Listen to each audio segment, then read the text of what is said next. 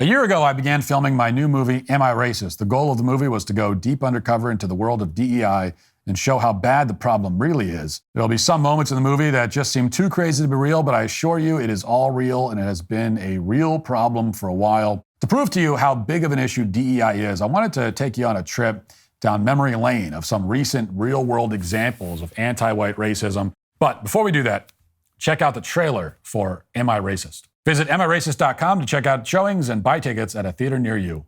Now enjoy the trailer. Republicans are Nazis. You cannot separate yourselves from the bad white people. Growing up, I never thought much about race. It never really seemed to matter that much, at least not to me. Am I racist? I would really appreciate it if you left. I'm trying to learn. I'm on this journey. If I'm going to sort this out, I need to go deeper undercover.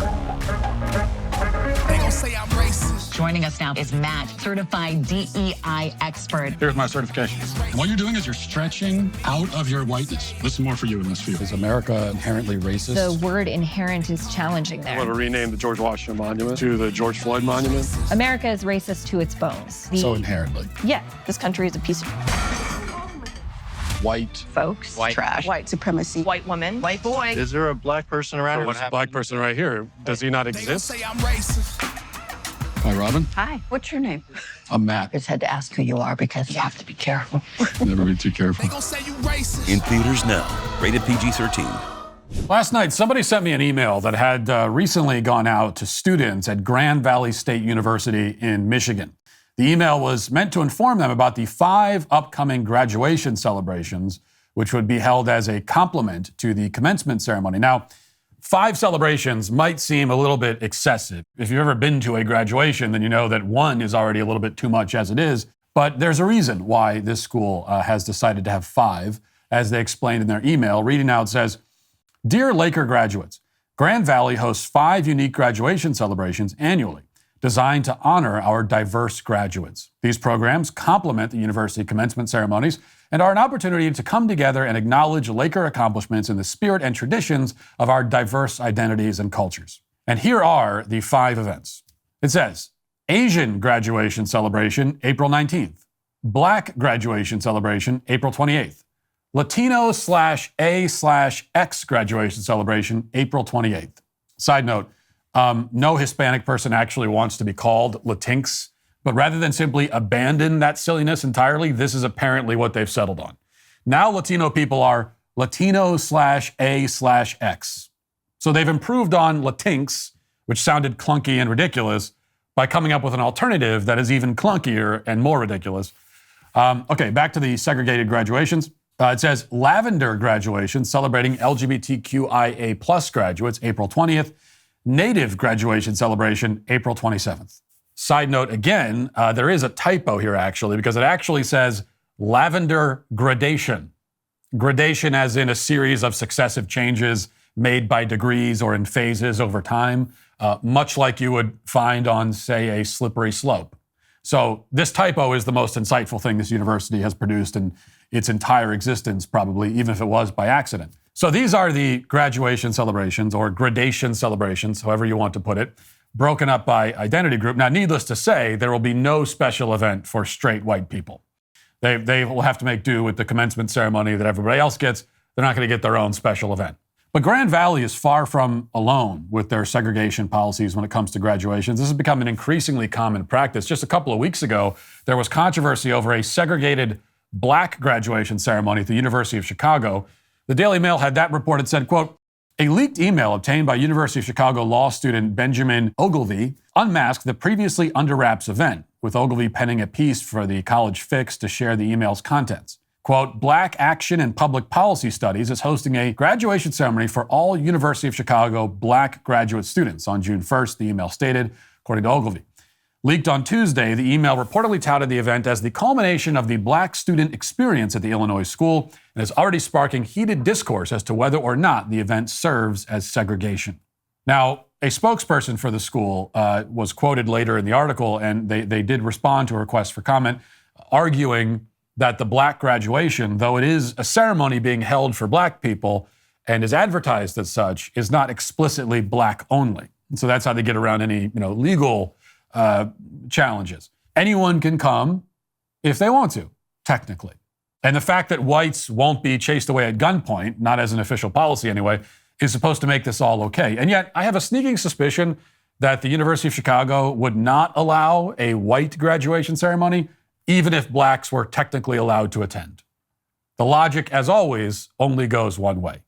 The same applies at Harvard, where Harvard's Office of Equity, Diversity, Inclusion, and Belonging helps to organize graduation ceremonies for, quote, first-generation BGLTQ, Black and Latinx students. And they've also added a special ceremony this year for Asian American, Pacific Islander, and Desi American graduates. Columbia University, meanwhile, adds another category. That school has special ceremonies for Black, LGBTQ, Native, Latinx, and Asian graduates, just like we saw with Grand Valley.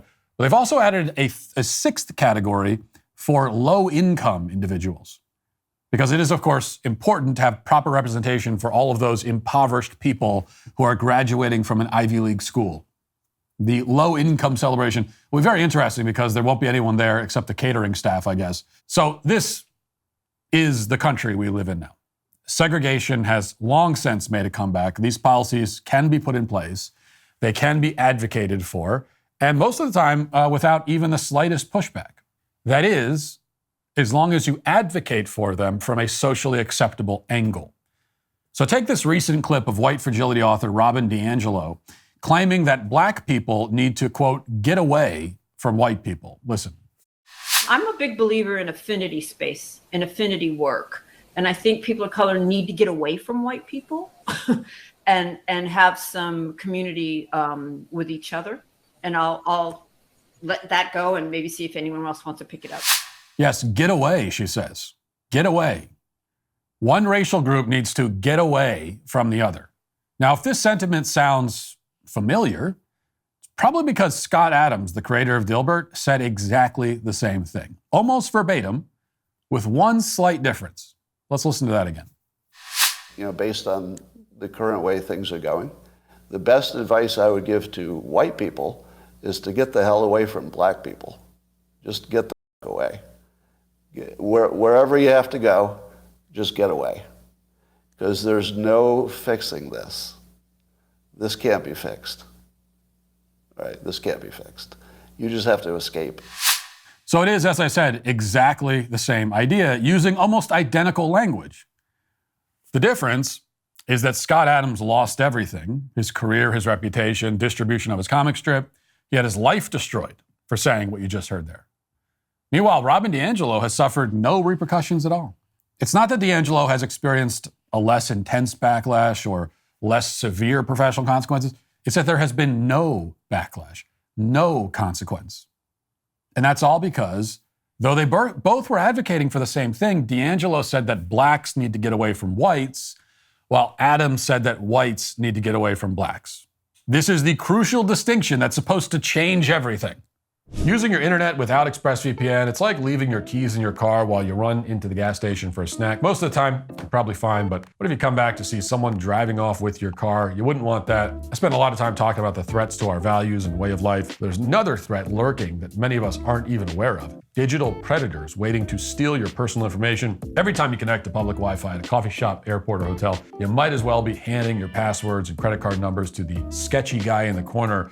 And trust me, that guy doesn't need to be some elite hacker. Even a tech-savvy middle schooler could swipe your data with some cheap equipment. Now, I'm not saying you need to live in fear or become a digital hermit, but you do need to protect yourself. That's why I use ExpressVPN and why I'm telling all of you to use it too. ExpressVPN creates an encrypted tunnel between your device and the internet. Their encryption is so strong it would take a hacker with a supercomputer over 1 billion years to crack. Just one click on their app and you're protected on all of your devices. It's no wonder that CNET and The Verge named ExpressVPN the #1 VPN in the world. Look, your data is valuable. Hackers can make up to $1,000 selling your info on the dark web. Don't let the digital vultures profit off of your personal information. Secure your online data today by visiting expressvpn.com/WalshYT. That's expressvpn.com/WalshYT. And you can get an extra 3 months free. expressvpn.com/WalshYT. This is from Fox. It says, James Madison University is under fire for pushing controversial rhetoric as part of its freshman orientation training for student leaders. The PowerPoint presentation and accompanying video address topics like social justice, identity, power, and privilege, and labeled any person who fits the parameters of white, male, straight, and Christian as oppressors in a detailed chart.